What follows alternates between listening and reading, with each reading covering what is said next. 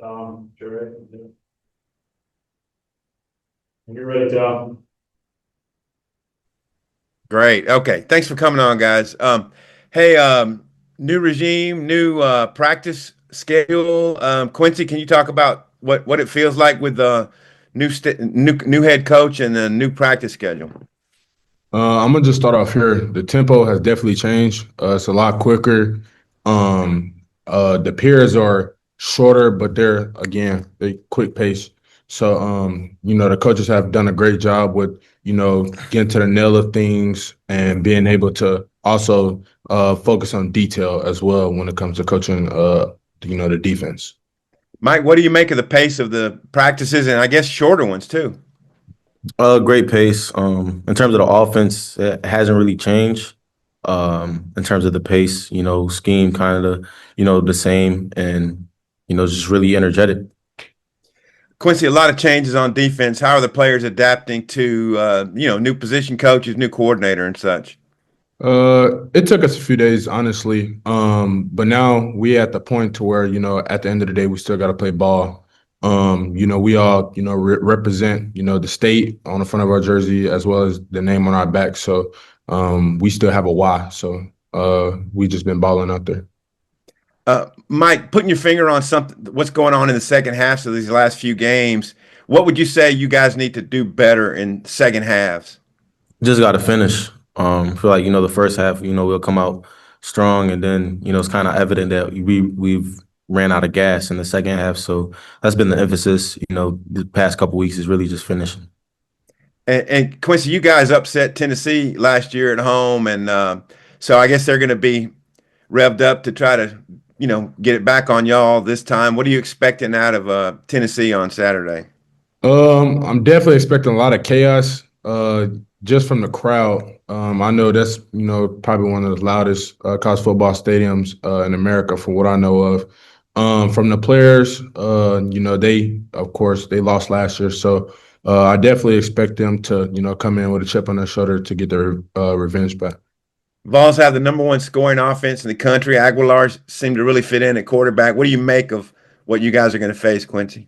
Definitely a competitive guy. They have a great offense, but again, like I say all the time, it's just a matter of how we present ourselves towards them. Anybody can be beat, so we shall see. And Mike, what do you see from the Tennessee defense? They have a great defense, but a lot of holes. So it's going to be a lot of holes in their defense. So it's gonna be a fun game. And the leadership, Mike, on the team, rallying back after a regime change. What have you made of how the locker room basically has responded to these changes? I think the biggest thing about our team is everybody's still bought in. So we're still looking to compete these next few weeks, and win out. Thanks, guys. They're yelling at me in the chat. I'm out. Go ahead, Trey. Tom asked them all. Quincy? What's your reaction with Coach Jay Hayes, and how's that been working with him? He's a pretty cool guy. Of course, he just got in Monday, I think. So, still adapting, getting used to his coaching and his style of coaching. So he seems pretty cool. The D line likes him, and he kind of reminds me of Coach Adams in some cases. But he's a guy who wants to get after the quarterback, and a guy who wants to dominate up front. So I like. We've heard from Coach Petrino about how everything went down with the team meeting and all that stuff. But what was both of you, what was your all's reaction when you heard the news about Coach Pittman, and then the days after, and then leading up to that first meeting with Coach Petrino, and obviously all the changes that have happened with the defensive staff too, and just for both of you? At first, it was I was kind of shocked. I didn't expect it to happen. After that game, I didn't expect that to happen at all. But I kind of had to have short-term memory because we still have a rest of the season to play. Then going to the meeting, Coach Petrino, he came in with energy. Gave us, told us how he wants the rest of the season to be, and now we're all bought in. So I feel like that's the best thing about the transition. Yeah, kind of piggybacking off him, I was kind of surprised, especially, it happened during the season. That's something I would expect to, happen after the season. But like Mike said, Coach Petrino, we had a meeting. What day was that? Sometime So last it week. was Sunday or Monday, whenever it was, Yeah. before we started practice. But Coach Petrino came in, ears pinned back, just continuously preaching, expect change will, happen all your life. So just got to be ready for it and can't forget the task at hand. So again, just relying back to, just keep grinding, stay focused. Thanks, guys. Matty B, go ahead. Yeah, good to see you guys again. First bye week for you. Just curious how you spent it. Me, I Both just of you. I just spent it home chilling. I know, I don't know if you guys know, but my papa, he passed after the Memphis game, so I had his funeral over the weekend, and of course spent as much time as with family while I could. So I just chilled at the crib with my dog. That's it. Yeah, condolences to you, Quincy. And then there's a lot of talk about um, needing more effort. How's that sort of come about in practices? Is there a change of routines that kind of leads to more of that? How's that kind of shaped out? I think it's when is he talking off both sides of the ball? Yeah, yeah. Yeah, you can go ahead and go, Mike. I think it's just more of an emphasis, in terms of offense, emphasizing speed and finishing. So that's been the emphasis for the offensive side of the ball. For defense, just being more physical, finishing tackles, getting to the ball, most importantly. So, everything is a grind, of course. And then I guess for either of you, how does sort of like the team treat this week? Is it kind of just more like a road trip business as usual, or is it kind of, are you feeling a sense of everybody really going all in for what would be a good bounce back win? Yeah, like I said earlier, everybody's bought in. We're looking to win out these next, few games. So that's the mindset. Right. Uh, no, what you say? I ain't gonna lie. I'm catching a mean cramp right now. That's why I'm over here smiling. What did you say? Just about the team this week, whether it's kind of a feeling of business as usual or if guys are going, I guess, more all in for what would be a good bounce back win. Yeah. Nobody wants to lose. So I think, we still have a great chance of, potentially winning out. We've only lost one game. So we still hungry to win and we still trying to prove us right, because not a lot of people believe in us. So Yeah, Quincy, what do you remember about the Tennessee game last year? that's probably that's probably like top three best moments of my life.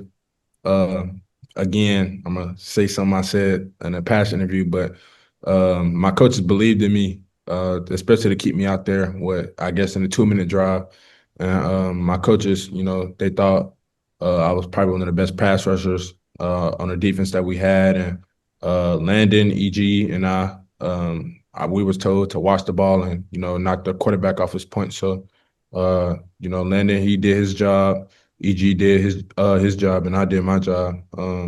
And just the whole drive itself, the last play of the game, couldn't hear anything. So and then, of course, when we stopped when they stormed the field. So again, that's probably like the best moment of my life. And then last one for me again for you, Quincy. Coach Petrino was talking about kind of acknowledging the defense's past, but then kind of leaving it in the past. So has the defense kind of hit a hard reset, and if so, kind of how's that been? To some extent. Again, we're always working. To be a defense, you got to be relentless. So you just got to take every obstacle at hand and got to conquer it. So again, the past is in the past, so we only focus on the future. Quincy, Mike, see you on Saturday. Uh,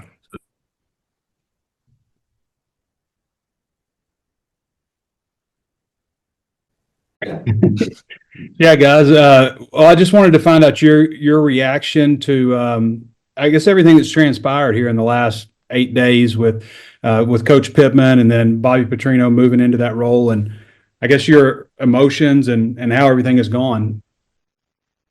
I think everybody had a similar reaction and feeling like we was just, all shocked and with all the, changes that happened last week on the bye week. So everybody was in shock. I would say, like Taylor said, I was in shock, but I'm used to it. My pops taught me when I was a child to thrive in adversity. And I remember that when I got to Auburn, my DC got fired. And then head coach was fired. And then my position coach took a job somewhere else. So it's all familiar to me. I know it's part of the business. It's a win or lose business. If you win, you stay. If you don't, you go. So I understand that. Taylen, how have things changed in practice for you? I know Coach Petrino is always everything's kind of revolved around the quarterback in his practices. Have you sensed that? Any changes in that regard? He still holds us to a high standard. Even when he's not there, he's watching, special teams. When we go offense, defense, he's normally stays with the offense. But Coach Miles Fishback does a great job with us in the meeting rooms and getting us prepared and just continuing to hold that standard because we know how Coach Petrino coaches and what he demands. So it's a great opportunity for Coach Fishback and myself to lead the quarterback room. Caleb, how have things changed for the defensive side of the ball in terms of how practices are conducted for you guys?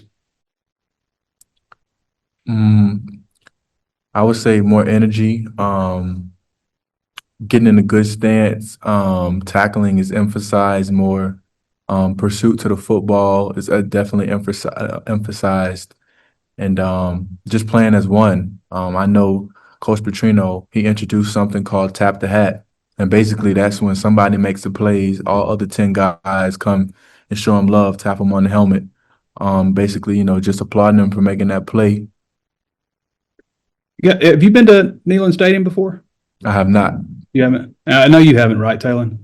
No, I haven't. Yeah. What are your thoughts about going into that environment? 100,000 plus. You're gonna hear a lot of Rocky Top. Are you prepared for that song? You're gonna know it by heart, probably. Oh, it's a great opportunity. I heard a lot about it. I know Coach Petrino played when he was at A&M. He coached in that environment, so he tells me. Coach Fishback tells me a lot about it. So it's a great opportunity. It's one of the reasons why you come to Arkansas is to play in those type of games. Mm-hmm. All right. I yield to the gentleman, Tom Murphy. Only if Oliver's good with it. Taylen, y'all beat them last year, kind of knocked them off course just a little bit. How do you think that might play into them getting you at home this time? I feel like that's going to be extra motivation for them, to, get their get back. But at the same time, we're not really reflecting on last year. We have, a whole new team, a whole new environment. And it's just a great opportunity, so we just got to take it, one play at a time and just, lean on each other and all 11, play as one. So. What specifically might you and the offense need to do to be more productive in the second half? Because you've come out strong in all the games, but the second half you slowed down. Just continue to practice, continue to work on finishing it because it was, definitely. Coach Petrino says Tuesday and Wednesdays are your grind days, and that's how you want to have it because everybody can perform when you're all good and loose and not tired, but the great ones excel when they are tired. So just practicing like that and just to continue to carry it to the game. Caleb, Tennessee's leading the country in scoring. How do you diagnose their offense? What are they doing well? They got really good players on the perimeter. They have a really good quarterback, really good running back. They like to run the ball, and then here come the deep shots along with the tempo. So, watching film, executing the calls that were given in practice, and just doing my job. Might sound cliche, but if you just do your job, the plays that and make the plays that come to you, we look up at the scoreboard, we'll be satisfied with the result. Coach Chris Wilson, what do you make of his style maybe, and what he's got y'all doing on defense now? He brings a lot of experience from the NFL. He brings a lot of juice. He got a lot of jokes, but most importantly, he motivates. You know, despite of what we're going through right now, he also teaches us to thrive in adversity and, to smile while we're doing it. Because what we do right now is already hard enough. So put a smile on your face while you're doing it, because, we get to play football. I'm sure that everybody in that locker room had a dream of being where they are right now. And so in some aspect, we're all living out our dreams. So put a smile on your face and get out there. We get to play football. And so that's what he emphasizes. And I think that's one thing that he really preaches and one thing that he does really well. To get ready for the crowd noise, I think we asked Coach Petrino if y'all were playing Rocky Top. He said it's just noise. So how would you describe what y'all listen to get ready for the sound on Saturday? Just continue to, trust our preparation with just playing loud music or playing crowd noise, and we have a certain volume that we, practice with. So that's how we, prepare. Your communications at Ole Miss, Coach Petrino said it was pretty good. How would you describe like your nonverbal stuff that you have to do when it's that loud? Just continue to have an emphasis on that. And, my alignment will tell me when I need to raise my voice or, communicate more. So we have that type of relationship. So, like I said, it's all 11. I have to do my job to communicate, and that's where it starts. It's communication from the sideline to me and to me to my teammates. So. My last question, Colby. Coach Petrino basically said he thinks the defense needs to know its assignments and play faster. How would you describe maybe the changes that could lead to that for you guys? You just called me Kobe? Yeah. I covered him too, man. I'm sorry. It's all good. Can you repeat the question? Yeah, just being able to play faster on defense. How important is that maybe to get your assignment, know your assignment on each play? That's probably the most important thing. Playing fast, knowing what you got to do. And so what we've done was we've cut down the playbook so that way we can play fast, get the calls from the sideline, line up, get in a good stance, and play fast. I'm sorry, Caleb. I've been doing it for a long time. My bad. It's all good. Later. Matty B, go ahead. Yeah, hey guys, something I asked the other two guys, just your first bye week, how'd you guys spend it? I actually went to a resort with my fiance. We spent the weekend there, and then went back to Dallas and saw the fam. So that's how I spent it. I went back home to Atlanta and I just chilled. And then Taylen, to kind of follow up on Trey's question, half jokingly, does Coach Petrino still have enough time to spend with the QBs now? Oh, definitely, he's gonna make time. Every day he'll, sneak in and make sure we're locked in, and he'll ask how we're doing and stuff. But I think the cool thing is everybody gets to see a side of him that I'm fortunate enough to see every single day. So I know everybody's saying, like, I didn't know Coach Petrino gets riled up like that, like in his what is it called, after practice speech. And I was like, just wait till the game. So. Yeah, what of the after practice speeches? What's kind of been the theme of those lately? I mean, really just energy and intensity. How everybody